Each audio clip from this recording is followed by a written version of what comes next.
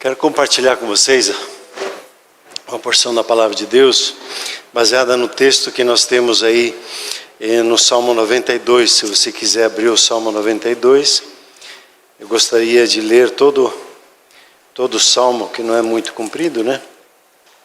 Salmo 92. Esse Salmo, nas minhas devocionais, não lembro quando nem como, mas ele se tornou, especialmente os últimos 4 versículos, como um rema de Deus na minha vida.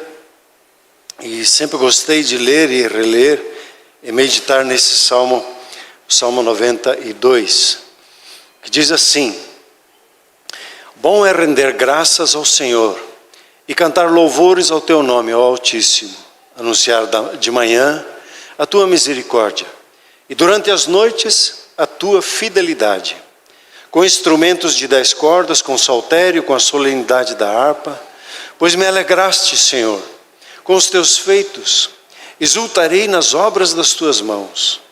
Quão grandes, Senhor, são as tuas obras, os teus pensamentos, que profundos. O inepto não compreende, e o estulto não percebe isto. Ainda que os ímpios brotam como a erva, e florescem todos os que praticam a iniquidade, nada obstante serão destruídos para sempre. Tu, porém, Senhor, és o Altíssimo eternamente. Eis que os teus inimigos, Senhor, eis que os teus inimigos perecerão. Serão dispersos todos os que praticam a iniquidade. Porém, tu exaltas o meu poder como o do boi selvagem. Derrama sobre mim o óleo fresco. Os meus olhos veem com alegria os inimigos que me espreitam, e os meus ouvidos se satisfazem em ouvir dos malfeitores contra mim que se levantam. O justo florescerá como a palmeira, crescerá como o cedro no Líbano. Plantados na casa do Senhor, florescerão nos átrios do nosso Deus. Na velhice darão ainda frutos, serão cheios de seiva e de verdor, para anunciar que o Senhor é reto. Ele é a minha rocha, e nele não há injustiça. Amém? Então o versículo-chave para nós é o Salmo, do Salmo é o versículo 12. Eu vou conseguir passar daqui? Não? Então, nosso tema é o ano do florescer. O justo florescerá, conforme diz ali o texto. Amém? A Bíblia mostra aqui duas plantas. E como a gente não tem assim o costume de vê-las ao nosso redor, por serem plantas mais específicas da região, eu escolhi essas fotos aqui para te mostrar. A palmeira, nós falamos mais da palmeira, mas a palavra ali é tamareira, né? A tamareira, você vê ali no seu lado esquerdo a tamareira, e no seu lado direito você vê o cedro do Líbano. Cedro é uma família muito grande aqui, né? Até o André Níquel, ele é especialista em cedros, a família Níquel, né? O avô dele, com quem eu sentei muitas vezes e ri, me alegrei, ele sabia de cor o nome científico de cada uma dos cedrinhos que ele vendia ali na chácara Flor Suíça. Ele olhava assim e já sabia exatamente como é que é. Ele se tornou especialista nessa área aí, viajava pelo mundo para trazer os cedros e fazer eles serem multiplicados. A tamareira que você vê ali, ela é uma árvore que cresce em regiões áridas e desérticas, e é conhecida muito pela sua resistência e a capacidade de sobreviver a condições adversas. O cedro, por outro lado, é uma árvore, ela é bem majestosa, você vai ver algumas fotos, e ela está mais presente na Turquia e no Líbano, né? Até a bandeira do Líbano tem a foto desse cedro aí. E a sua madeira, ela é considerada uma das madeiras mais bonitas e bastante sustentáveis. E nos tempos bíblicos, os reis de Israel, eles faziam questão de buscar o cedro do Líbano, e ele era trazido pelo mar, então eles faziam as jangadas com as toras de do cedro e vinham, chegavam ali na região, provavelmente na região de Cesareia, e vinham por ali e construíram seus palácios, ou revestiam os seus palácios com a madeira do cedro do Líbano e com esse trabalho. Então, a Bíblia nos ensina aqui que o justo, veja o próximo lá por gentileza, ver se eu não passei aqui. Isso aí você tem uma das características do cedro, você vê a madeira, né? Não sei quem gosta de madeira, cor de madeira, mas ela é uma madeira avermelhada, e quando ela é bem trabalhada, ela se destaca muito. E uma característica do cedro é que ele tem raízes profundas. Não sei quantos que se lembram aqui, no dia que o pastor Luiz Magalhães, ali da comunidade cristã de Curitiba, esteve aqui num Shalom Fire nesse ano, ele pegou esse texto, e até brinquei com ele, que já é o segundo ano, não é seguido, o segundo ano que ele, quando vem ministrar aqui, Deus usa a palavra dele para nos dar já para o próximo ano. Aquela vez que ele falou corações abertos, tem céus abertos, né? Daí, o ano dos céus abertos veio ali.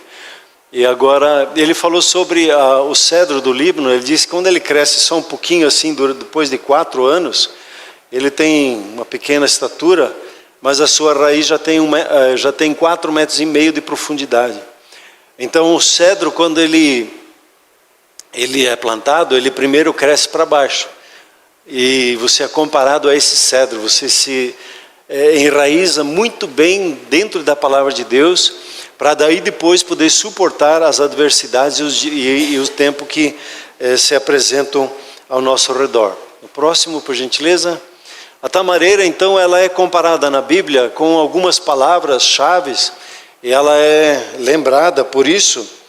Então, você tem ali a palavra retidão, justiça. Os seus frutos são muito valiosos. O fruto é a tâmara, né? Não sei se você conhece a tâmara, já comeu a tâmara, vale a pena comer ela bem doce. A tâmara, inclusive, ela é considerada um mel, que a Bíblia fala que é uma terra que emana leite e mel. O doce está nessa tâmara, né, que floresce ali numa região como na foto ali, bem árida. Seus frutos são muito valiosos e nutritivos. Fala da resiliência e firmeza inabalável. Uma das características da tamareira é que com 70 anos ela dá fruto.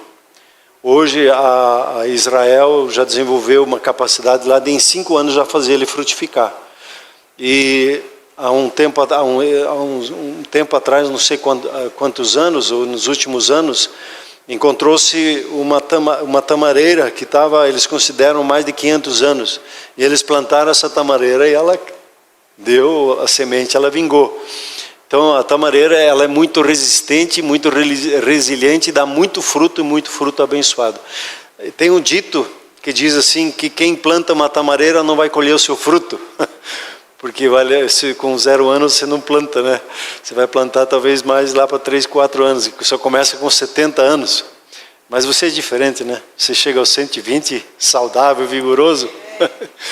Então a tamareira fala isso. E o cedro do Líbano também tem algumas marcas assim.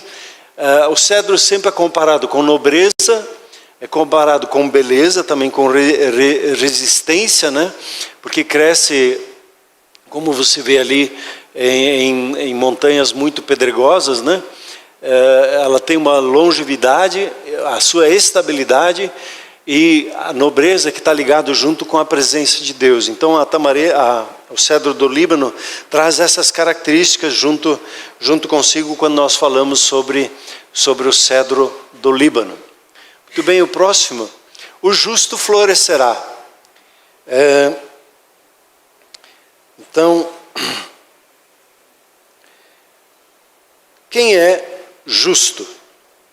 A Bíblia diz, Romanos 3, não há nenhum justo, nenhum sequer, entre toda a humanidade. Então como é que eu vou florescer se eu não sou justo? Mas aí a palavra de Deus ali em Romanos, ela diz, pois não me envergonho do Evangelho, porque é o poder de Deus que faz de nós injustos, justos. aos olhos de Deus, para a salvação de todo aquele que crê, primeiro do judeu e daí também do grego. O próximo versículo, diante. Visto que a justiça de Deus se revela no Evangelho, nas boas notícias, de fé em fé, como está escrito, o justo viverá por fé. Então, quem é justo diante de Deus? Normalmente, quando se fala com um cristão, se conversa com ele assim, Deus te olha, te vê como justo. A gente entra muito naquela, mas eu ainda tenho muitos erros, eu ainda tenho muito para alcançar. Um dia o pastor Edson, quando estava na fila de um banco, na época que tinha fila de banco, né? Ele disse assim, e aí, homem de Deus? Ele estava umas 3, 4 pessoas atrás de mim. Aí eu saí da minha posição, fui lá ter com ele, fiquei conversando. E eu fiquei muito constrangido ele falar assim comigo. Porque eu disse, para ser homem de Deus ainda falta muita coisa. No pensamento de esforço próprio, no pensamento de nunca ser bom o suficiente. E a justiça de Deus, ela se manifesta a nosso favor pela graça, como nós cantamos hoje aqui. A graça nos alcançou.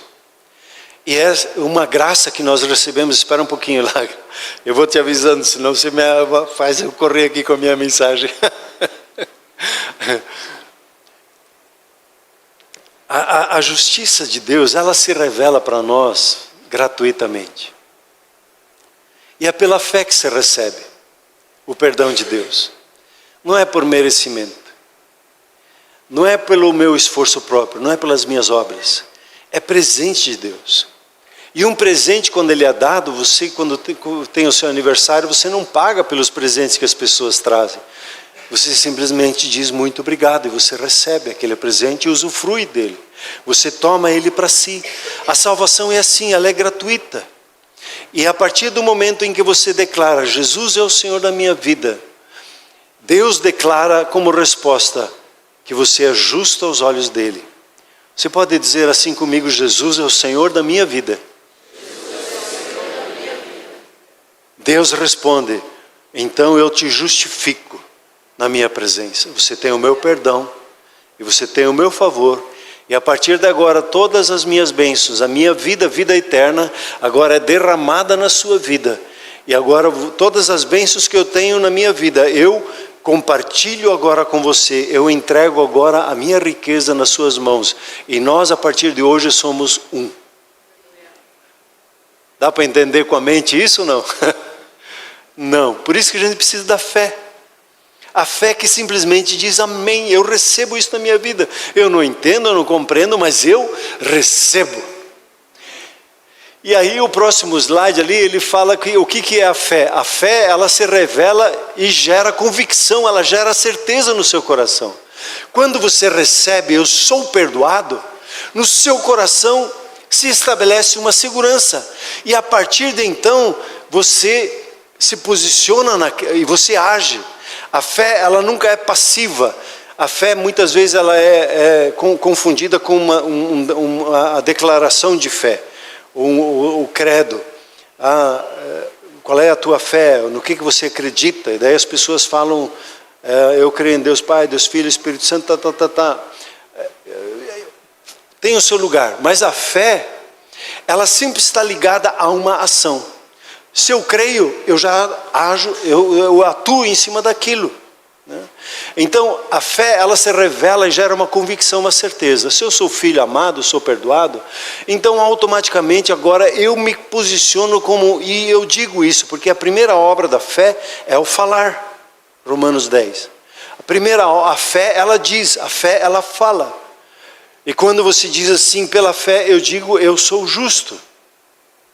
A gente fica assim, será? Aos olhos de Deus, Deus te vê como justo. E o justo floresce.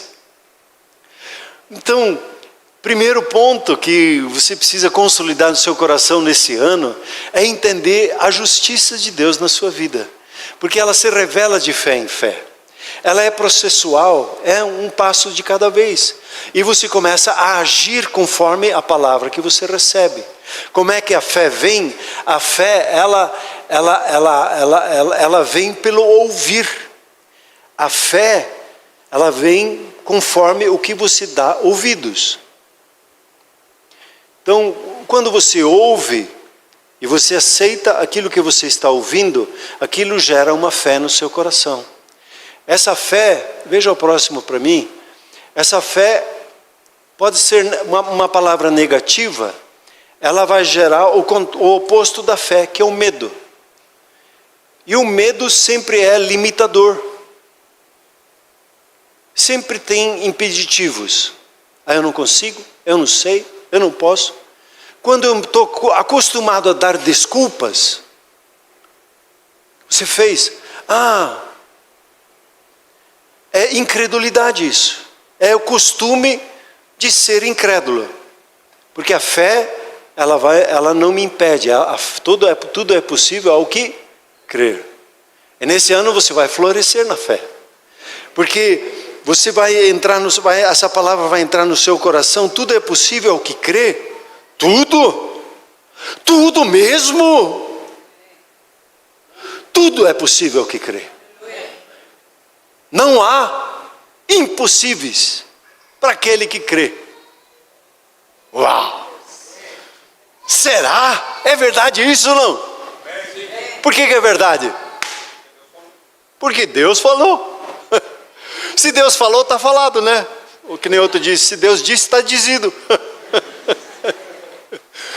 Se Deus falou, é verdade. A fé funciona assim. Ela aceita simplesmente o que Deus diz e é assim. Fechou.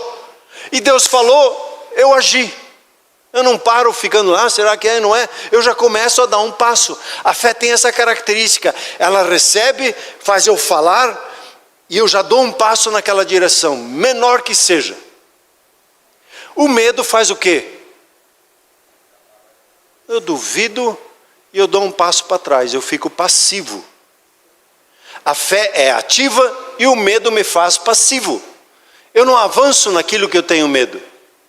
Vocês viram aqui a tranquilidade do Guilherme aqui na frente? Ele estava com medo? Pelo menos não demonstrou, né? Acho que o pai orou bem com ele, está bem oradinho. Que beleza! E ele não duvidou muito para aceitar. O que mais me alegrou ainda. Quando você tem um desafio, não dê um passo para trás de medo. Diga, Senhor, eis-me aqui. Amém? Você recebe, então, o justo, ele vive pela fé. Quando a palavra de Deus diz assim, os teus pecados estão perdoados, você tem perdão, você diz o quê? Eu sou perdoado. Quando a palavra de Deus diz que Jesus levou as maldições e agora você usufrui das bênçãos, então maldições geracionais, pecados geracionais, apesar de estarem presentes, eu hoje me posiciono, quebro isso e avanço. Se o meu pai viveu no limite, eu não preciso mais viver naquele limite. Eu posso avançar naquilo que Deus tem para mim. A nossa família é assim, nosso costume é assim, e fica naquele limite. Glória a Deus pelos pais, pelo que a revelação que eles tiveram, mas foi a revelação deles para aquele momento. Aquilo que Deus tem para você é muito maior, para você conquistar. As bênçãos estão sobre a sua vida. Como a Graça testemunhou e como o Gilbert testemunhou, Jesus levou as doenças para que você tenha saúde. E a fé começa vai lá, chora, vai lá, ora, e vai se posiciona e vai rompendo para a saúde. Onde há morte, Deus vem com a vida. Onde há rejeição, Deus vem com a aceitação. Onde há escassez, Deus vem com a abundância. Onde há fraqueza, Deus vem com força. Onde há derrota, Deus vem com a vitória. Onde há desânimo, Deus vem com alegria. É desse jeito o reino de Deus. Por isso eu preciso me arrepender do medo e não aceitar mais limitadores dele na minha vida e viver pela fé. Próximo. O justo vive pela fé. E a pergunta que o justo faz não é uma pergunta que me deixa paralisado? Como é que são as perguntas? Veja o próximo lá. Como eu posso aplicar isso na minha vida? O que eu preciso fazer? Quais passos eu devo tomar? Senhor, eu não entendi, me explica primeiro, daí eu vou dizer se eu vou te obedecer. Ficou no meio do caminho. Maria, ela disse assim, mas eu sou virgem. E o anjo disse, o Espírito do Senhor virá sobre ti. E o ente santo que nascerá de ti será chamado Filho de Deus. Ela disse, eis-me aqui. Fechou. Ela estava disponível para a palavra de Deus. E os filmes que você viu, as histórias que você contou, as coisas que você leu nesse tempo de dezembro, mostrou que dificuldade que a Maria enfrentou no contexto social dela por dizer, eis-me aqui. Teve que sair da sua cidade por causa disso. E ficar com a sua tia, né? Acho que é tia, né, Isabel? Prima, isso, é prima. A fé, ela está intimamente ligada à ação, de fé em fé. Ela é processual. Deus, quando revela, Ele revela um passo, e você dá um passo, e aí Ele revela o próximo passo. Nós normalmente, nós queremos compreender todo o passo, me ensina como é que eu chego até lá, e aí eu vou decidir se eu vou dar um passo. Deus diz, dá um passo, confia. Dá outro passo, confia. A fé, ela é processual. Você não vai compreender tudo de uma vez. Abraão não compreendeu tudo de uma vez. Foi processual a caminhada dele. Ele sabia uma coisa que ele tinha que fazer, sair. Ele não sabia para onde, que coisa. Ele saiu e começou a caminhar. O justo, ele vive pela fé. E eu peguei 3, 4 exemplos aqui de justos. Eu gostei esses dias aí, a palavra brabo. O justo, ele é como uma tamareira, ele é brabo. Ele não é vixe-vaxe.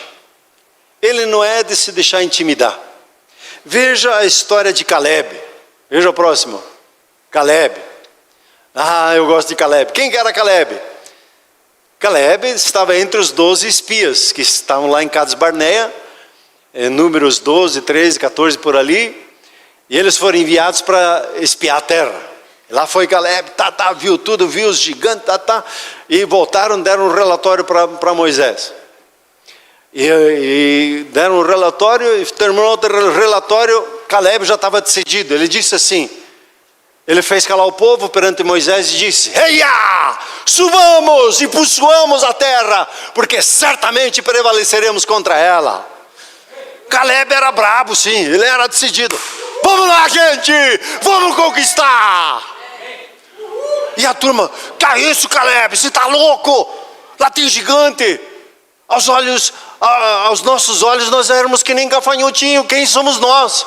Quem somos nós para entrar nessa terra? Deus prometeu uma promessa, sim, que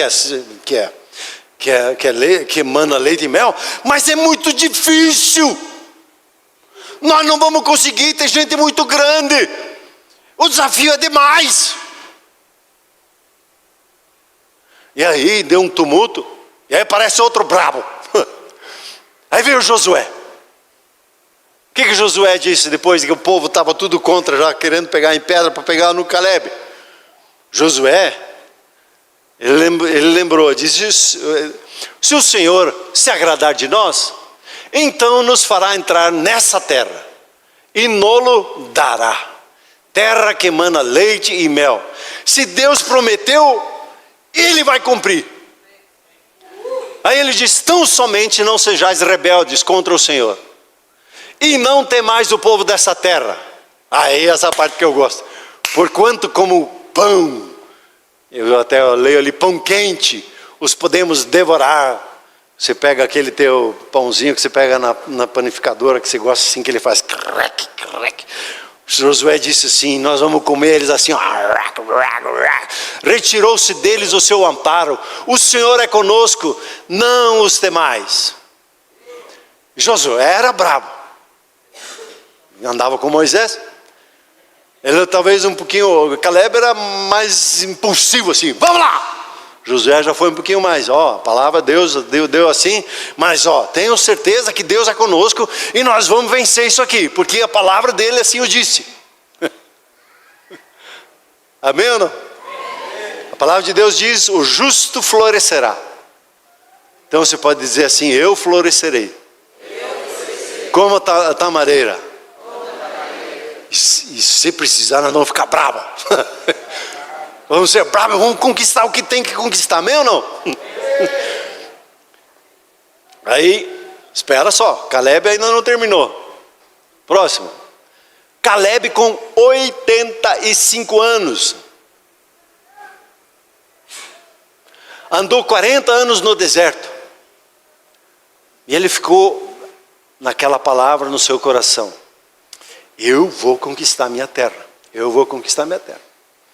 E aí ele foi com Josué, passou só ele e Josué daquela geração. Eles, os acima de 20 anos não entraram porque morreram pelo que falaram, né? Eles disseram, a gente prefere morrer no deserto. Deus disse, beleza. Então se você não quer conquistar o que eu tenho para você, morre no deserto. Eu vou te cuidar, vou te proteger. E alguns cristãos são assim, não, aqui tá bom para mim, eu não quero mais, tá bom, já deixa eu aqui, eu não quero mais muito, eu não vou decorar a Bíblia toda mesmo, eu não vou entender muito, me deixa no meu canto sossegado aqui. Deus diz, beleza, pode ficar, e vai morrer no deserto ali, vou suprir. Deserto é o lugar onde é que você tem o sustento para cada dia. O deserto é o lugar onde é que a tua roupa, você sempre vai ter a sua roupa, vai ser o seu abrigo, você vai ter a presença de Deus sobre a sua vida, mas é deserto. Você não é a terra prometida, não é o que Deus preparou para você. E aí entra Josué e Caleb. Josué e Caleb, eles entram e eles começam lá, um fight aqui, outro fight ali, pegaram Jericó, fizeram aquelas doideiras em torno de Jericó, gritaram, tocaram trombeta, caiu, e aí foram para a próxima, agora nós vamos conseguir. Perderam. Senhor, o senhor não era conosco? Mas tem que ser do meu jeito. Tira as coisas que estão aí te atrapalhando para você conquistar a terra. E é interessante que cada uma das cidades que eles foram conquistando são como que áreas da nossa vida que nós precisamos de cura e libertação. Essa semana eu estou aí nos meus estudos e essa semana eu estou aprendendo a orar para curar as memórias das células do meu corpo. Então, eu estou orando, aprendendo lá como é que faz essa oração. Eu espero que no ano que vem eu possa ter um tempo assim como você, te ensinar isso também. Estou aplicando isso na minha vida. Mas pastor, o senhor não é curado? Eu sou curado. Mas tem algumas coisinhas que o Espírito Santo está indo mais a fundo comigo. E na terra prometida que Deus tem para você, Ele vai começar a mexer em algumas áreas da sua vida que é mais profunda. Jericó representa orgulho. E orgulho tem que cair 100% diante de Deus. Dizer, eu dependo totalmente de Deus. Se eu quero viver por fé, eu preciso me render totalmente para Ele. Não tem como eu caminhar com orgulho, porque a primeira batalha que eu vou enfrentar, eu vou cair. E vou morrer. Eu preciso entregar o orgulho. O que eu acho, o que eu penso, o que eu sinto. Eu preciso entregar tudo para Ele. E na entrega está um grande segredo na caminhada. E assim, cada cidade que eles foram conquistando, foram lá. Eu já estou entrando em outro assunto que não quero entrar, mas... Aí Caleb, aos 85 anos, ele disse, 40 anos Deus falou isso, e eu tenho um monte lá que eu quero, que é meu. São os caras mais perigosos que tem aqui, os maiorzinhos, é lá no Hebron. Aquele é o monte da minha herança. E Caleb diz assim, agora pois dá-me este monte de que o Senhor falou naquele dia. Pois naquele dia você ouviu que lá estavam os Anaquins e grandes e fortes cidades. E o Senhor porventura será comigo para os desapossar como prometeu. E Josué deu, beleza? Você cumpriu, conquistou junto com seus irmãos, agora conquiste o que é seu. E só tem o versículo. E Caleb foi lá, conquistou e era dele. O maior problema que existia naquela terra se chamava Anaquins, os maiores. E lá vai o senhorzinho de 85 anos. Ele disse, eu estou tão forte que nem com 40 anos, cara. Quanto mais velho fico, mais novo eu sou. Coríntios fala isso, né? Que é o que é. Quanto mais velho fica, mais novo é. É o nosso espírito, ele vai se renovando, se renovando, se renovando, se fortalecendo. Assim é você, o justo floresce. Amém, querido? Não importa a sua idade, Deus quer te usar no seu tempo, no seu modo, no tempo em que você vive hoje. Vamos ver outro brabo, O justo, ele é brabo que nem Davi. Veja o próximo lá, Davi. Aqui ele ainda era menino, daria para dizer isso do Guilherme, né? Então respondeu um dos moços e disse, conheço lá o filho de Jessé, Davi, o belemita, que sabe tocar, é forte e valente, homem de guerra, sisudo em palavras e de boa aparência, e o Senhor é com ele. Guilherme, essa palavra é sua. Cadê o Guilherme?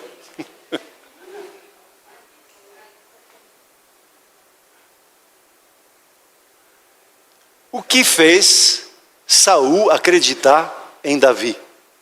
Quando Davi, como um piá, disse, que é isso? Esse Golias está nos afrontando, Deus é conosco, como é que é isso? Vocês estão tudo aí, vixe-baxe, não querem atacar, não querem receber, deixa comigo que eu vou. Mas você, Davi, um piazinho, eu quase falei um palavrão.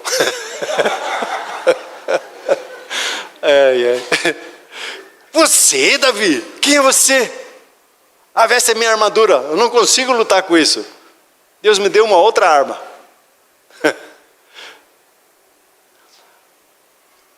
Davi tinha essa característica, ele era um homem sisudo em palavras. Deus dava a palavra para ele. Como é que ele enfrentou um leão? Como é que ele enfrentou um urso? Como é que ele enfrentou Golias? Se não é pela fé, pela convicção certa que Deus é com você.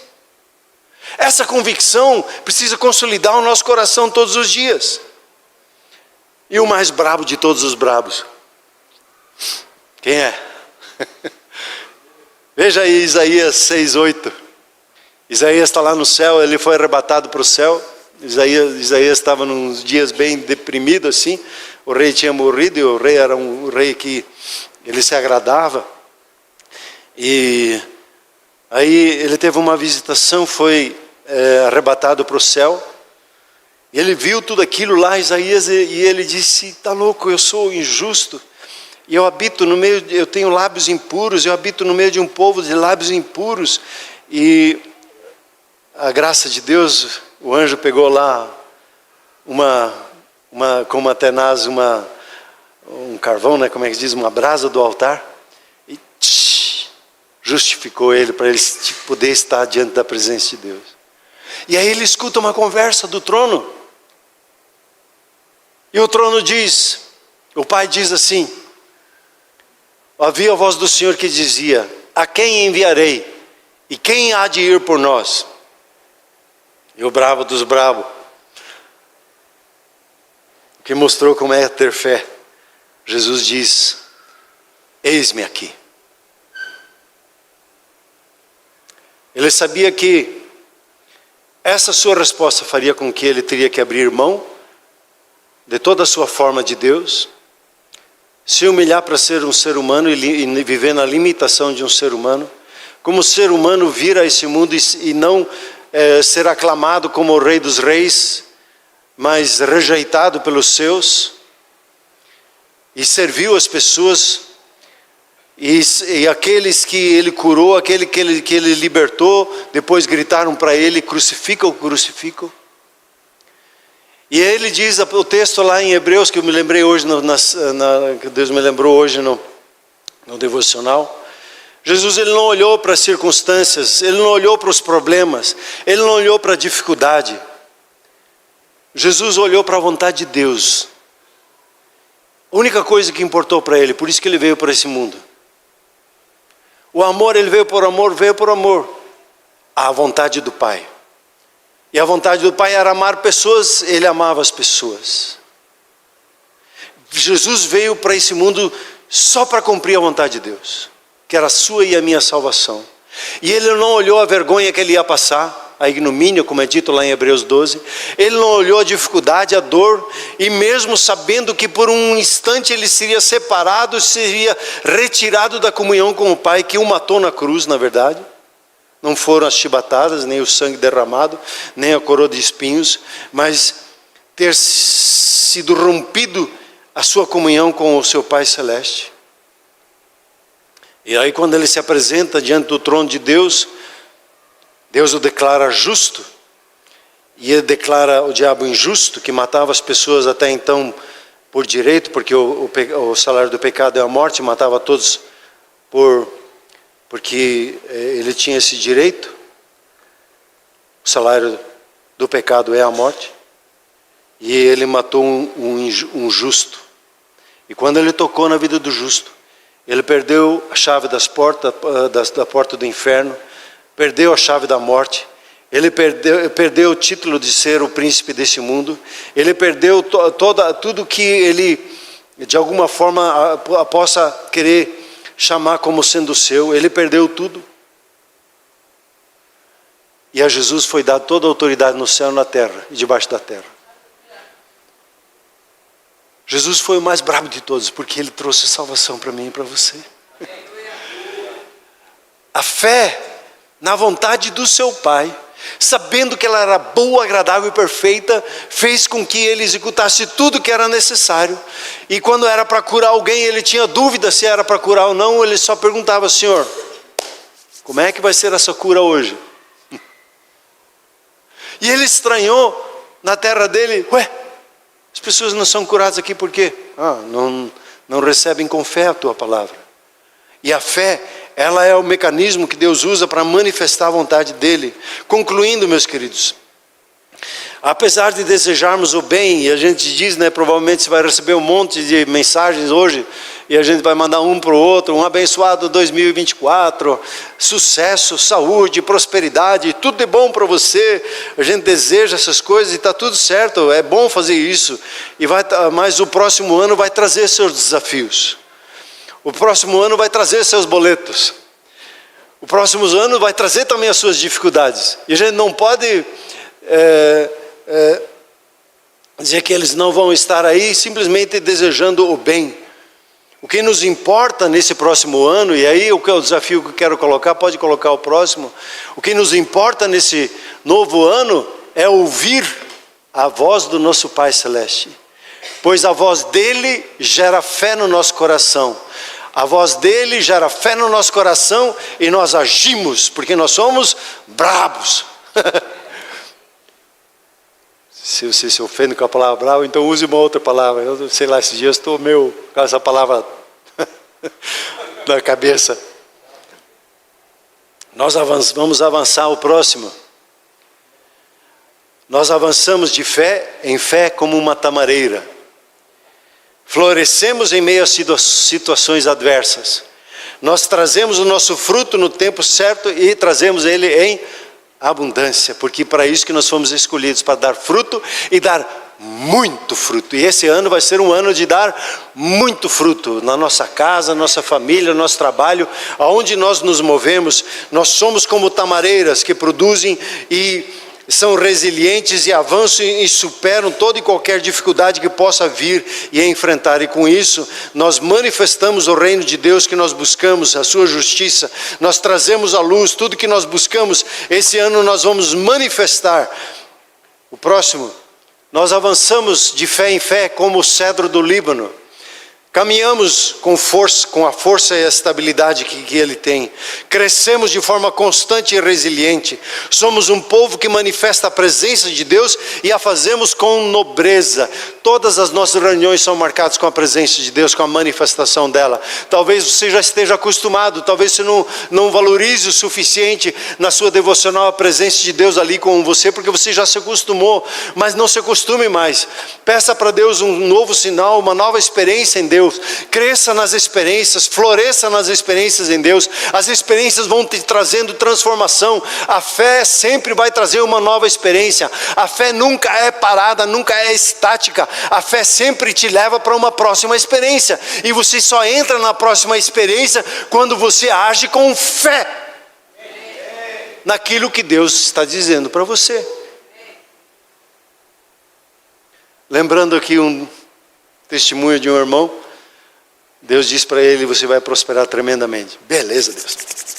Qual é a primeira ação que devo tomar? O primeiro passo: ame a sua esposa. Mas o que tem a ver? Ame a sua esposa, porque com muito dinheiro você vai ficar mais estúpido ainda.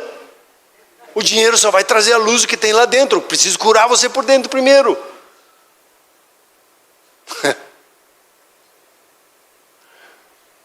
A fé no falar de Deus faz toda a diferença. Nós avançamos de fé em fé como uma tamareira. Nós avançamos de fé em fé como o cedro do Líbano. E nós manifestamos o favor de Deus. Amém, igreja? Amém. Amém. Vamos nos colocar em pé, por gentileza. Peço que a equipe dos músicos venha aqui à frente.